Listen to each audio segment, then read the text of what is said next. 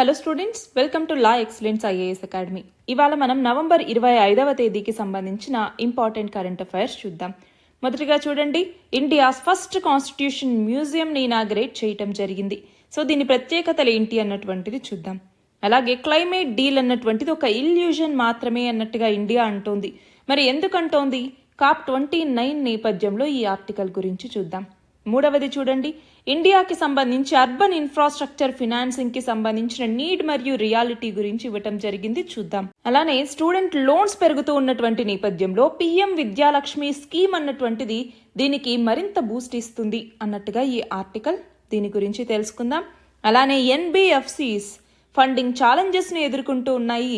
పైగా ఆర్బీఐ అన్నటువంటిది risk management కి సంబంధించి వివిధ రకాల గైడ్ లైన్స్ ని ఇస్తుంది. దాంతో చాలా ఛాలెంజెస్ ని ఫేస్ చేయాల్సి వస్తుంది ఎన్బిఎఫ్సిస్ అన్నట్టుగా. నెక్స్ట్ చూడండి, ఐసిఏ గ్లోబల్ కోఆపరేటివ్ కాన్ఫరెన్స్ 2024 అన్నటువంటిది జరుగుతోంది. మరి ఈ నేపథ్యంలో కోఆపరేటివ్స్ కి సంబంధించిన డీటెయిల్స్ చూద్దాం. చివరిగా ఇవాళ international day for the elimination of violence against women. మరి ఏ రోజున ఎందుకు జరుపుకుంటారు, ఈ సంవత్సరం థీమ్ ఏంటి అన్నటువంటిది చూద్దాం. ఫస్ట్ ఆర్టికల్ చూడండి, ఇండియాకి సంబంధించిన ఫస్ట్ కాన్స్టిట్యూషన్ మ్యూజియం అన్నటువంటిది నెలకొల్పబడింది. ఇక్కడ ఓపీ జిందాల్ గ్లోబల్ యూనివర్సిటీలో. మరి దీనిని ఇనాగ్రేట్ చేసింది ఎవరు అంటే లోక్సభ స్పీకర్ అయినటువంటి ఓం బిర్లా. అలానే హర్యానా చీఫ్ మినిస్టర్ అయినటువంటి నయాబ్ సింగ్ సైని. మరి ఈ మ్యూజియం యొక్క ఆబ్జెక్టివ్ ఏంటి అన్నటువంటిది కనుక మనం తెలుసుకుంటే, ఒకటి, ఇండియా యొక్క కాన్స్టిట్యూషనల్ హెరిటేజ్ ఏదైతే ఉంటుందో ఆ కాన్స్టిట్యూషనల్ హెరిటేజ్ గురించి మరింతగా ప్రమోట్ చేయటం, అవేర్నెస్ని కలిగించటం. రెండవది, డెమోక్రసీకి, అలానే మన యొక్క రైట్స్, అలాగే మన యొక్క డ్యూటీస్, ఈ ప్రిన్సిపల్స్ అన్నింటికి సంబంధించి సిటిజన్స్కి ఎడ్యుకేషన్ని, అవేర్నెస్ని అందించటం. మూడవది, మన కాన్స్టిట్యూషన్ యొక్క ఎవల్యూషన్ గురించి, సిగ్నిఫికెన్స్ గురించి, మన గవర్నెన్స్ మీద పడేటటువంటి ఇంపాక్ట్ గురించి తెలియజేయటానికి కూడా ఈ మ్యూజియం అన్నటువంటిది ఉపయోగపడుతుంది. మరి ఇందులో 3D మోడల్స్, ఏఆర్, అలాగే ఆడియో విజువల్ డిస్ప్లేస్ అన్నటువంటివి ఉంటాయి. వివిధ సెక్షన్స్ ఉంటాయన్నమాట. ప్రియాంబుల్కి అని ఒక సెక్షన్, ఫండమెంటల్ రైట్స్కి ఒకటి, డిపిఎస్పీస్కి ఒకటి, మేజర్ అమెండ్మెంట్స్కి ఒకటి, ఇలా ఉంటాయి. అంతేకాదు 1935లో మనకి ఈ గవర్నమెంట్ ఆఫ్ ఇండియా యాక్ట్ ఏదైతే ఉందో అక్కడి నుంచి జర్నీ అన్నటువంటిది ఎలా కొనసాగింది అన్నటువంటిది మనకు తెలుస్తుంది. అలానే కాన్స్టిట్యూషన్ మేకర్స్ గ్యాలరీ కూడా ఏర్పాటు చేశారు. For example doctor B R Ambedkar, Jawaharlal Nehru, Sardar Vallabhbhai Patel, ఇలాంటి కీ ఫ్రేమర్స్ యొక్క కాంట్రిబ్యూషన్, వాళ్ళ యొక్క ప్రొఫైల్స్ని అక్కడ ఉంచారనమాట. అట్లానే మనం చూస్తే అమెండ్మెంట్స్, అలాగే కేస్ స్టడీస్, వీటికి సంబంధించి ఎక్స్ప్లెయిన్ చేసేటటువంటి సెక్షన్ని ఇందులో ఏర్పాటు చేశారు. సో దీని ద్వారా ఒకటి, ఎడ్యుకేషనల్ పర్పస్కి, రెండు, మన డెమోక్రటిక్ హెరిటేజ్కి ట్రిబ్యూట్ ఇవ్వటం కోసం, అలానే సివిక్ అవేర్నెస్ని పెంపొందించడం, ఇవి ముఖ్య లక్ష్యాలుగా దీన్ని తీసుకొచ్చారనమాట. మరి ఎక్కడ ఏర్పాటు చేశారు? OP Jindal university. ఎప్పుడు ఇనాగ్రేట్ చేశారు? నవంబర్ 23వ తేదీ 2024. అకేషన్ ఏంటి అంటే 75th anniversary of adaptation of Indian constitution. ఎప్పుడు, ఏ రోజు? నవంబర్ 26. మన నెక్స్ట్ ఆర్టికల్ చూడండి, క్లైమేట్ డీల్ అన్నటువంటిది ఒక మియర్ ఇల్యూషన్ అన్నట్టుగా ఇండియా అంటోంది. మరి దీనిని ఏ సబ్జెక్ట్ కింద మనం చదువుకుంటాము? ఎన్వైరన్మెంట్. అయితే UNFCCCకి సంబంధించిన 29th కాన్ఫరెన్స్ ఆఫ్ పార్టీస్ అన్నటువంటిది బాకులో జరుగుతోంది. మరి ఈ నేపథ్యంలో ఏమైంది? 2035వ సంవత్సరం నాటికి $1.3 ట్రిలియన్ ని మొబిలైజ్ చేయాలన్న లక్ష్యానికి ఓకే చెప్పటం జరిగింది. ఒక డీల్ అన్నటువంటిది కుదిరిందనమాట. మరి ఈ నేపథ్యంలో మన భారతదేశం ఏమంటోంది? ఇది ఒక ఇల్యూషన్ మాత్రమే అన్నట్టుగా అంటోంది. ఇండియా ఈ ప్రపోజల్ని రిజెక్ట్ చేయటం జరిగింది. వరల్డ్ ఫేస్ చేస్తున్నటువంటి ఆ ఛాలెంజెస్ ఏవైతే ఉన్నాయో వాటి మ్యాగ్నిట్యూడ్ని ఇది అడ్రస్ చేయలేదు అన్నట్టుగా చెప్పటం జరిగింది. మరి గమనించాలి, టార్గెట్ ఎంత? 2035 నాటికి $1.3 ట్రిలియన్, అంటే యాన్యువల్ ఫినాన్స్ వచ్చేసరికి $300 బిలియన్ అనమాట. యాన్యువల్గా ప్రతి ఇయర్ ఫినాన్స్ అన్నటువంటిది. మరి ఇది డెవలపింగ్ నేషన్స్కి సరిపోదు, ఇన్అడక్వేట్ అన్నట్టుగా మన భారతదేశం దీన్ని అపోజ్ చేసింది. అంతేకాదు డెవలపింగ్ కంట్రీస్ ఈ అడాప్టేషన్ ప్రాసెస్ని కూడా క్రిటిసైజ్ చేశాయన్నమాట. అంతేకాకుండా మనము COP29కి సంబంధించి NCQZ చదువుకున్నాం. అంటే ఏంటి? New and collective quantified goal అనేసి. దీని ద్వారా ఏమనుకున్నాము, 2030వ సంవత్సరానికల్లా డెవలపింగ్ కంట్రీస్కి దాదాపు 5 నుంచి 6.8 ట్రిలియన్ డాలర్స్ అందజేయాలి డెవలప్డ్ నేషన్స్ అన్నట్టుగా దీని ఫోకస్ పాయింట్గా ఈ బాకులో ఈ కాన్ఫరెన్స్ ఆఫ్ పార్టీస్ అన్నటువంటిది జరిగింది. కానీ ఇక్కడేంటి, ప్రతి ఇయర్ $300 బిలియన్ మాత్రమే రేస్ చేస్తూ ఉన్నారు. మరి ఇది అస్సలు సరిపోదు. చూడండి, 5 నుంచి 6.8 ట్రిలియన్ డాలర్లు 2030 నాటికే కావాలి అంటే 2035 నాటికి నువ్వు 1.3 ట్రిలియన్ డాలర్లు మాత్రమే పోగు చేస్తాను అన్నటువంటిది అస్సలు సరిపోదు అన్నట్టుగా ప్రస్తుతం ఈ క్లైమేట్ ఫినాన్స్ గోల్ ఏదైతే న్యూ కలెక్టివ్ క్వాంటిఫైడ్ గోల్ని తీసుకొచ్చారో దీనిని మన భారతదేశం అయితే అవుట్ రైట్గా రిజెక్ట్ చేయటం జరిగింది. మన నెక్స్ట్ ఆర్టికల్ చూడండి, ఇండియాకి సంబంధించి అర్బన్ ఇన్ఫ్రాస్ట్రక్చర్ ఫినాన్సింగ్కి సంబంధించి. సో దీనిని మనం ఎకానమీలో చదువుకుంటాము. అయితే ఇక్కడ గమనించాల్సింది ఏంటి అంటే, రాబోయేటటువంటి 30 సంవత్సరాల్లో నెక్స్ట్ 3 డికేడ్స్లో ఇండియాకి సంబంధించినటువంటి అర్బన్ పాపులేషన్ ఇప్పుడున్న దానికన్నా డబుల్ అవుతుంది అనేసి అంచనా. మరి ఈ నేపథ్యంలో చాలా ఛాలెంజెస్ వస్తాయి. అందులో ఒకటి అర్బన్ ఇన్ఫ్రాస్ట్రక్చర్కి సంబంధించినటువంటి ఫినాన్సింగ్. అంటే ఏంటి, పబ్లిక్ సర్వీస్ కాస్ట్ ఏదైతే ఉంటుందో దానికి, అలానే పెరుగుతూ ఉన్నటువంటి ఎక్స్పెండిచర్కి, అలానే ఉండేటటువంటి రెవెన్యూ సోర్సెస్కి మధ్య చాలా డిఫరెన్సెస్ అన్నటువంటివి వస్తూ ఉన్నాయి. మరి మనం చూస్తే పాపులేషన్ పరంగా మన భారతదేశం అన్నటువంటిది largest country in the world, అవునా? మరి దాదాపు 17.7% పైగా వరల్డ్ పాపులేషన్ని మనం కలిగి ఉన్నాము. గత కొన్ని సంవత్సరాల్లో చూసుకుంటే అర్బన్ ఏరియాస్ చాలా పెరుగుతూ ఉన్నాయి. ఇంటెన్స్ మొబిలిటీ అన్నటువంటిది జరుగుతుంది. సోషియో ఎకనామిక్ యాక్టివిటీ పెరిగిపోయింది. మరి ఇలాంటి నేపథ్యంలో ఈ డిమాండ్స్ని మీట్ అవ్వాలి పెరుగుతూ ఉన్నటువంటి అర్బన్ పాపులేషన్కి తగినట్టుగా. అంటే నెక్స్ట్ రాబోయేటటువంటి 15 సంవత్సరాల్లో దాదాపు 84,000 కోట్లకు పైగా ఇన్వెస్ట్ చేయాల్సి ఉంటుంది. అంటే ప్రతి ఇయర్ యావరేజ్గా 5,500 కోట్ల రూపాయలు పెట్టాలి. మరి దీనికి సంబంధించి రీసెంట్గా వరల్డ్ బ్యాంక్ రిపోర్ట్ ఇచ్చిందనమాట. ఆ రిపోర్ట్లో దీని గురించే ఇప్పుడు ఎక్కువ ప్రైవేట్ కమర్షియల్ ఇన్వెస్ట్మెంట్స్ని ఈ ఫినాన్షియల్ గ్యాప్స్ ఏవైతే వస్తూ ఉన్నాయో వాటిలో పెట్టాలి. అప్పుడే పెరుగుతూ ఉన్నటువంటి డిమాండ్కి, అంటే ఫాస్ట్ గ్రోయింగ్ అర్బన్ పాపులేషన్ యొక్క డిమాండ్స్ని మనం మీట్ అవ్వచ్చు అన్నట్టుగా ఇక్కడ చెప్తూ ఉన్నారు. మరి ఇక్కడ ఒకటి మనం ఎప్పుడు గమనించాల్సింది ఏంటి అంటే, మన ఇండియాలో ఉన్నటువంటి అర్బన్ లోకల్ బాడీస్ చాలా, అంటే వరల్డ్లోనే వీకెస్ట్ అర్బన్ లోకల్ బాడీస్ అని చెప్పచ్చు. ఎందుకు, వాటి యొక్క రిసోర్సెస్ని రేస్ చేసుకోవటంలో కావచ్చు, ఫినాన్షియల్ అటానమీని అచీవ్ చేయటంలో కావచ్చు, చాలా ఇల్ హెల్త్ని ఇవి చూపిస్తూ ఉన్నాయనేసి చెప్పచ్చు. అంటే ఏంటి, సరైన సివిక్ సర్వీసెస్ అందట్లేదు, ఇన్ఫ్రాస్ట్రక్చర్ అందట్లేదు, సరైన గవర్నెన్స్ లేదు. అంటే కావాల్సినటువంటి రిసోర్సెస్ని ఇవి తీసుకోలేకపోతూ ఉన్నాయి. ఫినాన్షియల్ అటానమీ అన్నటువంటిది లేకుండా పోతుంది. దాంతో ఏమవుతోంది, వాటి యొక్క ఇంటర్నల్ బడ్జెట్నే ఇవి మీట్ అవ్వలేకపోతూ ఉన్నాయి. ఒకవైపు ఈ ఎక్స్పెండిచర్ అన్నటువంటిది పెరుగుతూ వస్తుంది. ఫర్ ఎగ్జాంపుల్ సీవరేజ్ నెట్వర్క్ని తీసుకోండి, లేదా బస్ సర్వీసెస్ తీసుకోండి. అందరికీ అందుబాటులోకి రావాలి. అంతేకాదు ఎక్కువ సబ్సిడీస్ ఇస్తూ ఉంటారు. మరి ఇప్పుడు వాటికి కావాల్సినటువంటి ఫండ్స్ అన్నటువంటివి ఎక్కడి నుంచి వస్తాయి, గవర్నమెంట్ మీద డిపెండ్ అవ్వాలా? అంటే సర్వీసెస్ ఇన్ఫ్రాస్ట్రక్చర్కి సంబంధించి ఎక్కువగా ఈ లోకల్ బాడీస్ అన్నటువంటిది హై టైర్ ఆఫ్ గవర్నమెంట్ మీద డిపెండ్ అవ్వాల్సిన అవసరం వస్తుంది. మరి ఇక్కడ ఓన్గా ఫినాన్షియల్ క్యాపిటల్ ఇన్వెస్ట్మెంట్ని తీసుకోవాలి అంటే దాదాపు ఇప్పుడు 48% ఫినాన్షియల్ క్యాపిటల్ అన్నటువంటిది స్టేట్ గవర్నమెంట్స్ నుంచి వస్తుంది. 24% వచ్చేసరికి సెంట్రల్ గవర్నమెంట్ నుంచి వస్తుంది. ఓన్లీ 15% సర్ప్లస్ మాత్రమే అర్బన్ లోకల్ బాడీస్ నుంచి వస్తుంది. ఇంకా మిగతాదంతా కూడా public private partnership, commercial debts మరియు లోన్స్ ఇలాంటి వాటి నుంచి వస్తున్నాయి.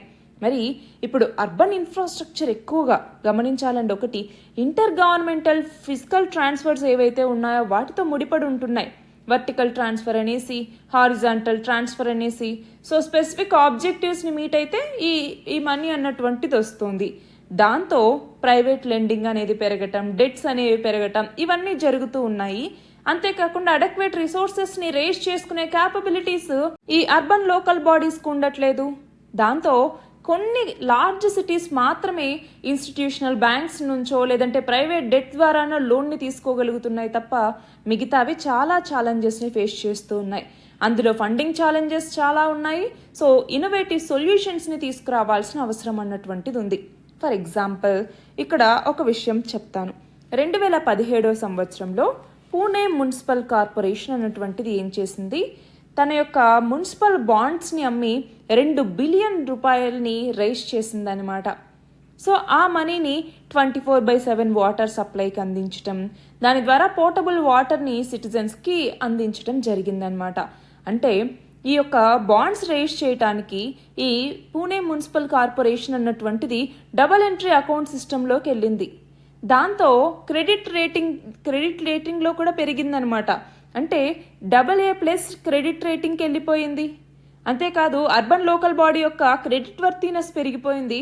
దాంతో ఆ తర్వాత తక్కువ ఇంట్రెస్ట్ రేట్స్తోనే ఎక్కువ ఫండింగ్ అన్నటువంటిది ఆ మున్సిపల్ కార్పొరేషన్కి రావటం మొదలైంది. దాంతో ఏమైంది, అక్కడ డెవలప్మెంట్ జరగటానికి అది వీలైంది.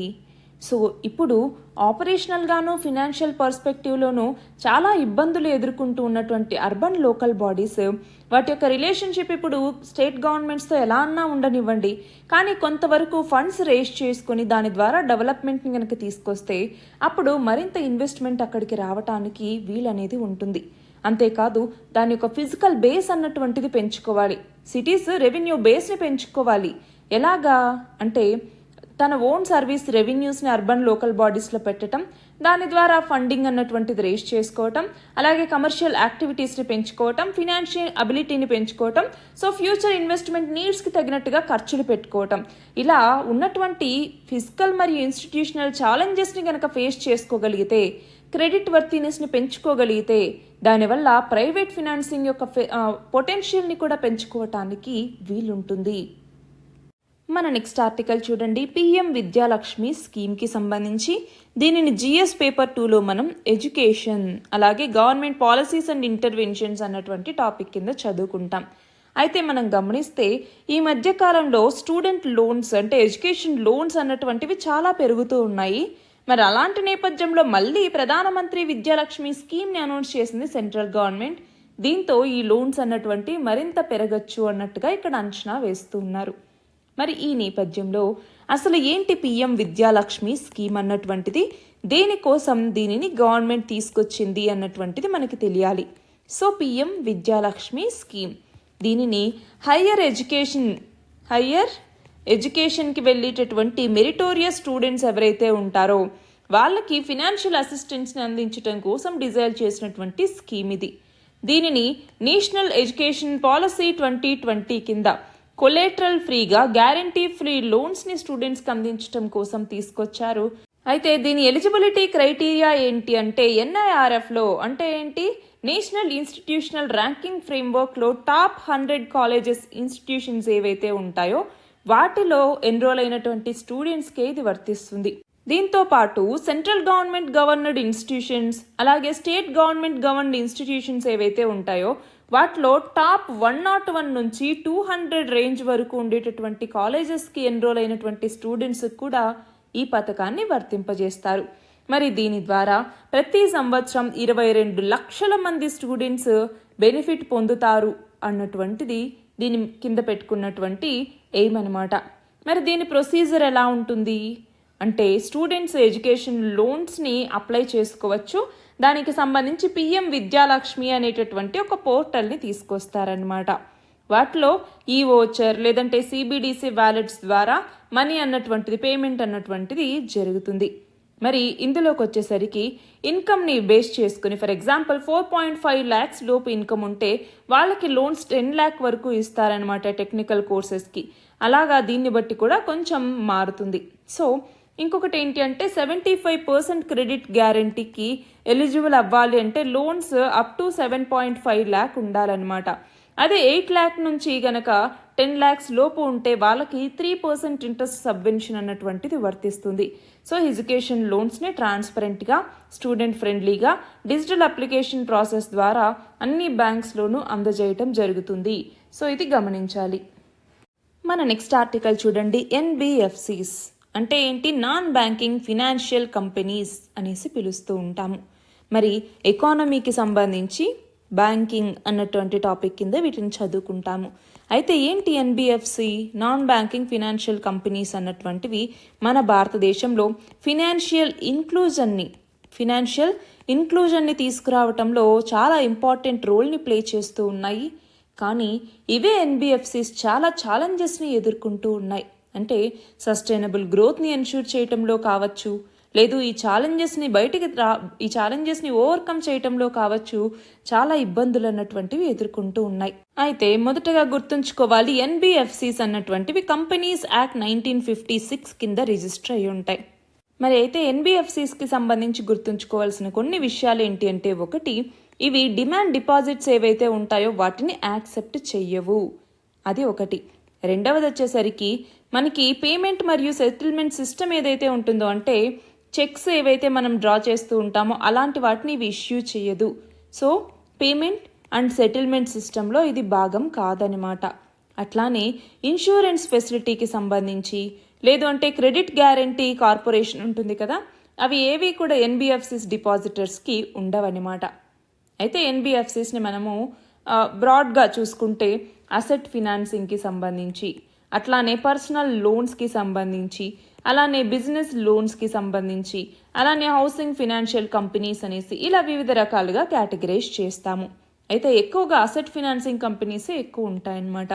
అయితే అందులోకి వచ్చేసరికి ఇంపార్టెన్స్ కనుక మనం చూస్తే, మైక్రో ఎకనామిక్ పాలసీస్ని ఆబ్జెక్టివ్గా ఇది బాగా, అంటే ఏంటి, ఎంఎస్ఎంఈస్, ప్రైవేట్ ఇండస్ట్రీస్, వీటికి లోన్స్ ఇవ్వటం ద్వారా ఎక్కువ జాబ్స్ని క్రియేట్ చేయడానికి ఎన్బిఎఫ్సిస్ యూజ్ అవుతాయి. అట్లానే మనకి ఫినాన్షియల్ మార్కెట్ అంతా ఎక్కువ ఈ ఎన్బిఎఫ్సిస్ మీదనే, వాటి క్యాపిటల్ని రేజ్ చేసుకోవడానికి ఎన్బిఎఫ్సిస్ మీదనే ఎక్కువ ఆధారపడుతూ ఉంటాయి. అవి స్టార్టప్స్ కావచ్చు, చిన్న చిన్న బిజినెసెస్ కావచ్చు, ఎవరైనా కావచ్చు. అట్లానే లాంగ్ టర్మ్ క్రెడిట్ని ఇన్ఫ్రాస్ట్రక్చర్కి, కామర్స్కి, ట్రేడ్ కంపెనీస్కి, వీటన్నిటికీ ఎన్బిఎఫ్సిస్ ఇస్తాయి. కాబట్టి ట్రెడిషనల్ బ్యాంక్స్తో కంపేర్ చేసుకుంటే ఎన్బిఎఫ్సిస్కే లోన్స్ వీటి కోసం ఎక్కువ వెళ్తూ ఉంటారు. అంతేకాదు ఈ రిసోర్సెస్ అలాగే అసెట్స్ ఏవైతే ఉంటాయో వాటి రొటేషన్కి ఎన్బిఎఫ్సిస్ యూజ్ అవుతాయన్నమాట. అంటే ఎకనామిక్ డెవలప్మెంట్కి కూడా ఈ ఎన్బిఎఫ్సిస్ చాలా ఇంపార్టెంట్ రోల్ని ప్లే చేస్తూ ఉంటాయి. ఇవి డైరెక్ట్గా నేషనల్ ఇన్కమ్కి, డొమెస్టిక్ ప్రోడక్ట్ యొక్క ప్రోగ్రెషన్కి ఉపయోగపడతాయి. కానీ ఎన్బిఎఫ్సిస్లో చాలా ప్రాబ్లమ్స్ ఉన్నాయి. అందులో ఒకటి వచ్చేసరికి, ఈ ఎన్బిఎఫ్సిస్లో అసెట్ క్వాలిటీ అన్నటువంటి తగ్గిపోతూ వస్తుంది. అట్లానే ఇక్కడ ప్రోడక్ట్ ఆఫరింగ్స్, కస్టమర్ నీడ్స్ ఏవైతే ఉంటాయో వాటిలో అలైన్మెంట్ అన్నటువంటిది సరిగ్గా లేదు. చిన్న చిన్న ఎన్బిఎఫ్సిస్ మార్కెట్ని క్యాప్చర్ చేసుకోవటంలో చాలా వరకు ఫెయిల్ అవుతూ ఉన్నాయి. అలానే అసెట్ లయబిలిటీకి మిస్ మ్యాచ్ అన్నటువంటిది వస్తుంది. సో లిక్విడిటీ క్రంచ్ని ఈ ఎన్బిఎఫ్సిస్ ఫేస్ చేస్తూ ఉన్నాయన్నమాట. అట్లానే ఒక స్ట్రాంగ్ రెగ్యులేటర్ లేకపోవటం వల్ల, అంటే హౌసింగ్ ఫినాన్స్ కంపెనీస్కి తప్ప మిగతా వాటికి అంత స్ట్రాంగ్ రెగ్యులేషన్ లేకపోవటం వల్ల కూడా ఎన్బిఎఫ్సిస్ చాలా ఛాలెంజెస్ని ఫేస్ చేస్తూ ఉన్నాయి. చూడండి, ఇక్కడ ఫండింగ్ ఛాలెంజెస్ వస్తూ ఉన్నాయి. ఎందుకని అంటే, ఒకటి, ఇప్పుడు ఈ ఎన్బిఎఫ్సిస్ అన్నటువంటివి నాన్ కన్వర్టబుల్ డిబెంచర్స్ని, అంటే ఎన్సిడీస్ని ఇష్యూ చేస్తూ దాని ద్వారా డైరెక్ట్ ఫండింగ్ అన్నటువంటిది చేస్తూ ఉంటాయి, లేదంటే బారోయింగ్స్ని అనౌన్స్ చేస్తూ ఉంటాయి. కానీ ఇది చాలా ఫాస్ట్గా చేంజ్ అవుతూ వస్తుంది. ఆర్బీఐ దీనికి సంబంధించి లాంగ్ టర్మ్ సస్టైనబిలిటీ ఉండాలి అన్నట్టుగా, స్ట్రెస్ అన్నటువంటిది ఉండద్దు అనేసి రిస్క్ వెయిట్స్ని ఇంక్రీజ్ చేస్తూ వస్తోంది బేసిస్ పాయింట్స్ రూపంలో. మరి దాంతో ఈ బ్యాంక్ బారోయింగ్ అన్నటువంటిది ఎక్కువ ఎక్స్పెన్స్ అవుతూ ఉంది. ప్రైవేట్ సెక్టర్ ఎన్బిఎఫ్సిస్కి వచ్చేసరికి చాలా వరకు, అంటే చిన్న చిన్న ఎన్బిఎఫ్సిస్ ఏవైతే ఉంటాయో వాటిలో క్రెడిట్ రేటింగ్స్ అన్నటువంటివి వాటికి తక్కువగా ఉంటాయి. దాంతో వాటి బారోయింగ్ రేట్స్ ఎక్కువగా ఉండాలి. దాంతో ఫండింగ్ అన్నటువంటిది వాటికి తక్కువగా వస్తుంది. సో ఈ సెక్టార్లో గ్రోత్ అన్నటువంటిది బాగానే ఉన్నా, ఆ గ్రోత్ అన్నటువంటిది కొంతవరకు మాత్రమే ఉంది. చాలా ఎన్బిఎఫ్సిస్ ఇప్పుడు ఫండింగ్ ఛాలెంజెస్ని ఎదుర్కొంటూ ఉన్నాయి అన్నటువంటిది ఈ ఆర్టికల్. మన నెక్స్ట్ ఆర్టికల్ చూడండి, సహకార్కే సమృద్ధి అన్నటువంటి దీన్ని సెలబ్రేట్ చేసుకుంటూ ఐసిఏ గ్లోబల్ కోఆపరేటివ్ కాన్ఫరెన్స్ని ఇనాగ్రేట్ చేస్తూ ఉన్నారు ఇవాళ. అంతేకాదు United nations international year of cooperatives అనేసి 2025వ సంవత్సరాన్ని ప్రకటించింది. మనకి ఎగ్జామ్ పాయింట్ ఆఫ్ వ్యూలో చాలా ఇంపార్టెంట్ ఇది. మరి ఈ నేపథ్యంలో మనము పాలిటీలోను, అట్లానే సొసైటీకి సంబంధించి కూడా కోఆపరేటివ్స్ గురించి చదువుకుంటాము. అయితే ఇక్కడ మనం గమనించాలి, సహకార్కే సమృద్ధి అన్నటువంటిది మినిస్ట్రీ ఆఫ్ కోఆపరేషన్ ద్వారా తీసుకురావటం జరిగింది. Ministry of cooperation. మరి దీని ద్వారా ఏంటి అంటే, ఒకటి, మన దేశంలో కోఆపరేటివ్ మూమెంట్ని మరింత స్ట్రెంగ్తెన్ చేసేలాగా వాళ్ళకి కావాల్సినటువంటి అడ్మినిస్ట్రేటివ్, లీగల్, అలాగే పాలసీ ఫ్రేమ్వర్క్కి సంబంధించినటువంటి అన్ని విషయాలు కూడా వాళ్ళకి ప్రొవైడ్ చేయటం జరుగుతుంది. అంతేకాకుండా ఈ యొక్క కోఆపరేటివ్స్ని పీపుల్ బేస్డ్ మూమెంట్గా మరింతగా డీపెన్ చేయటానికి కూడా ఇది ఉపయోగపడుతుంది. అలానే కోఆపరేటివ్ సెక్టార్కి సంబంధించి ఈజ్ ఆఫ్ డూయింగ్ బిజినెస్ని ప్రమోట్ చేయటానికి ఇది ఉపయోగపడుతుంది.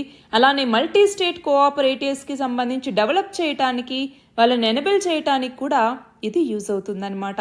అయితే కోఆపరేటివ్ సొసైటీ అన్నామనుకోండి, దాని యొక్క క్యారెక్టరిస్టిక్స్ అంటే కొన్ని ఉంటాయి. అదేంటి? ఫర్ ఎగ్జాంపుల్, వాలంటరీ అసోసియేషన్ అనేది ఉండాలి, అట్లానే ఓపెన్ మెంబర్షిప్ ఉండాలి, అట్లీస్ట్ 10 మెంబర్స్ అయినా కూడా అందులో ఉండాలి. అలాగే మనకి కోఆపరేటివ్ సొసైటీస్ యాక్ట్ అనేసి 1912లో తీసుకొచ్చాం. దాని కింద ఆ సొసైటీ రిజిస్టర్ అవ్వాలి. అలానే గవర్నమెంట్ యొక్క సూపర్విజన్ మరియు కంట్రోల్ కిందికి రావాలి. అంతేకాకుండా డెమోక్రటిక్ మేనర్లో దాన్ని మేనేజ్ చేస్తూ రావాలి, సర్వీసెస్ని ప్రొవైడ్ చేయాలి, క్యాపిటల్ని అందులో ఉన్నటువంటి మెంబర్స్ కాంట్రిబ్యూట్ చేయాల్సి ఉంటుంది, సర్ప్లస్ని డిస్ట్రిబ్యూట్ చేయాలి, అలాగే డివిడెండ్ ఫామ్లో ఆ మెంబర్స్కి రిటర్న్స్ అనేవి కూడా ఇవ్వాల్సి ఉంటుంది. ఇవన్నీ కూడా ఒక కోఆపరేటివ్ సొసైటీ యొక్క క్యారెక్టరిస్టిక్స్ అనమాట. అయితే ఇక్కడ కోఆపరేటివ్ సొసైటీస్ గురించి మనకు తెలియాల్సిన కొన్ని విషయాలు ఉన్నాయి. అది ఏంటి అంటే, మనకి 1951 అలాగే 56 టైంలో ఫస్ట్ 5-year ప్లాన్ వచ్చిందా, అందులో కోఆపరేటివ్స్ని ప్రమోట్ చేయాలి, ఒక కాంప్రిహెన్సివ్ కమ్యూనిటీ డెవలప్మెంట్ కోసం అన్నట్టుగా హైలైట్ చేశారు.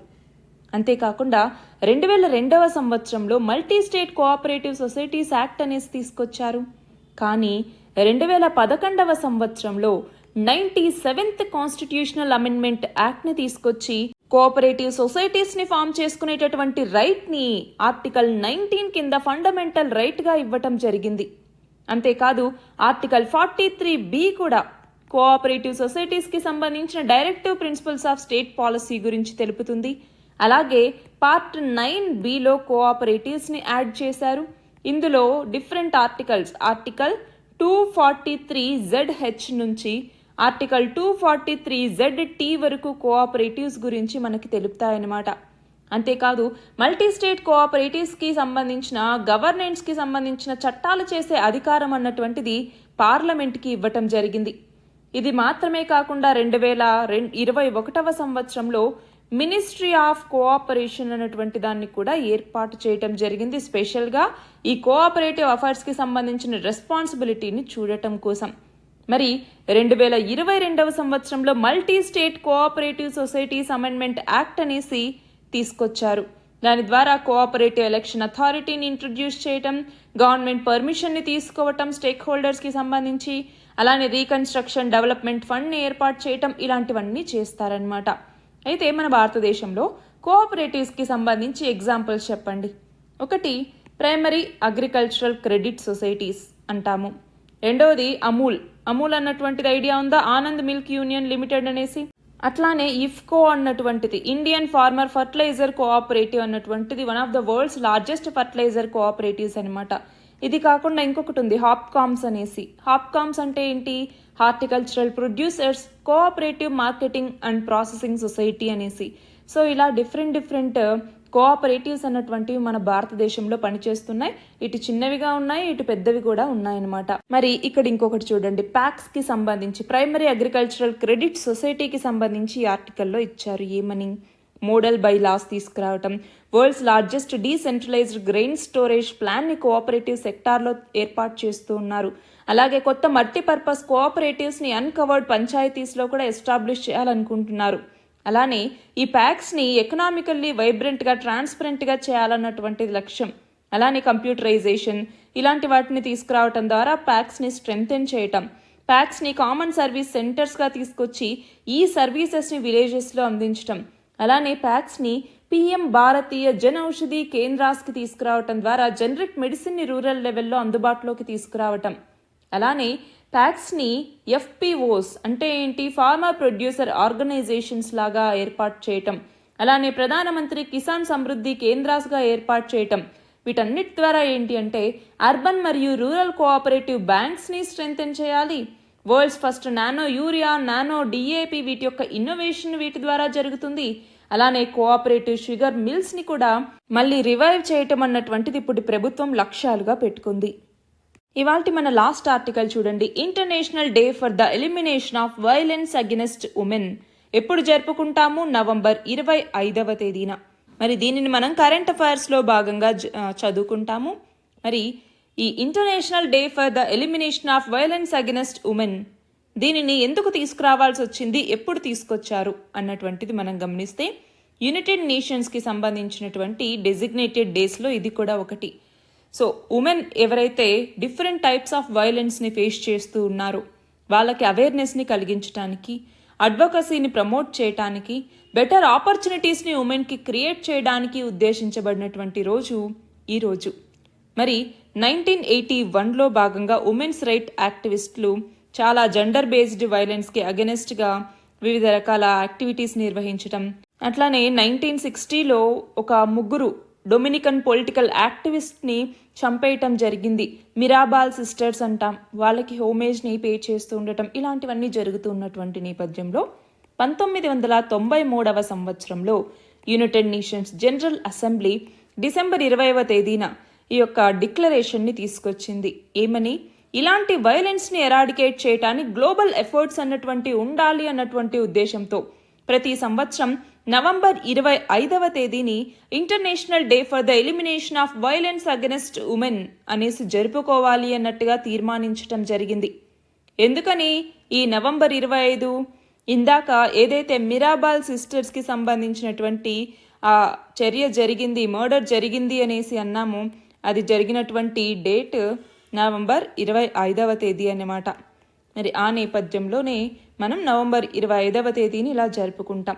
మరి మనం ఏ డేని నిర్వహిస్తూ ఉన్నా దానికి సంబంధించి థీమ్ లేదంటే ఇతివృత్తం అనేసి చదువుకుంటాం. మరి అలా ఈ సంవత్సరం 2024కి సంబంధించిన ఇతివృత్తం ఏంటి అనేసి చూస్తే నో ఎక్స్క్యూజ్ యునైట్